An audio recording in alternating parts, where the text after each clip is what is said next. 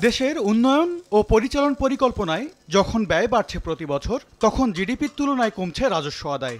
এমনই তথ্য দিচ্ছে এনবিআর। সংস্থাটির তথ্য, গেল ২৪-২৫ অর্থ বছরে দেশের কর জিডিপির অনুপাত নেমেছে ৬.৬%।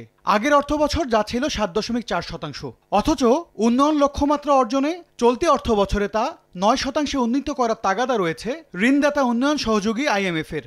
যদিও বিশ্বের কর জিডিপির আদর্শ মান ধরা হয় ১৬-১৭%।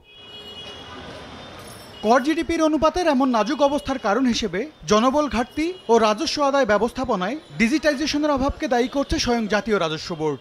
আমরা যদি যে কম্পোনেন্টগুলো আমাদের দরকার, যে জায়গায় স্ট্রেনথেন করা দরকার, যে জায়গায় ক্যাপাসিটি বিল্ডিং করা দরকার, যেখানে আমাদের লজিস্টিক্সের অনেক অভাব আছে, আমাদের যে ম্যান পাওয়ারের তো জানেনই যে কী পরিমাণ ম্যান পাওয়ারের ঘাটতি আছে, সেই বিষয়গুলো যখন একটা বিভাগ থাকবে তখন যত সহজে এটি পূরণ করা সম্ভব সেটি কিন্তু আসলে এটা বোর্ডের আন্ডারে অনেক সময় করা সম্ভব হচ্ছে না।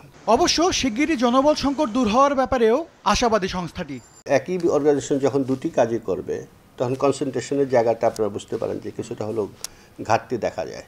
যখন আলাদা আলাদা হবে তখন এটা অনেক বেশি পরিপূর্ণ হওয়ার, অনেক বেশি ট্রান্সপারেন্সির জায়গাটাও অনেক বেড়ে গেল এবং অভিজ্ঞতার কাজটি বিশেষভাবে কাজে লাগানোর একটা সুযোগও তৈরি হচ্ছে। এনবিআর এর সংকট কাটলে ও কর ব্যবস্থাপনা স্বচ্ছ ও জবাবদিহিতামূলক করতে পারলে শুধু কর জিডিপির অনুপাতই বাড়বে না, ব্যবসা বাণিজ্যে কমবে হয়রানি, দুর্নীতি। পুরোপুরি অটোমেশন করা এবং কিছুটা আর্টিফিশিয়াল ইন্টেলিজেন্স ব্যবহার করাটা আসলে এখন খুবই দরকার। কোনো কারণে অকারণে একটা দীর্ঘসূত্রিতার ব্যবস্থা করা হয়, পরে স্পিড মানির মাধ্যমে আবার সেটাকে ছাড়ার একটা প্রবণতা খুব কমন অনেকদিন ধরেই আছে। এই জায়গাগুলো থেকে তখন অনেকাংশে রেহাই পাওয়া যাবে, সরকারেরও যেমন সুবিধা হবে, ব্যবসায়ীদেরও সুবিধা হবে। ২০৩৪-৩৫ অর্থ বছরে দেশের কর জিডিপির অনুপাত ১০.৫% ঠেকাতে কাজ করছে জাতীয় রাজস্ব বোর্ড এনবিআর।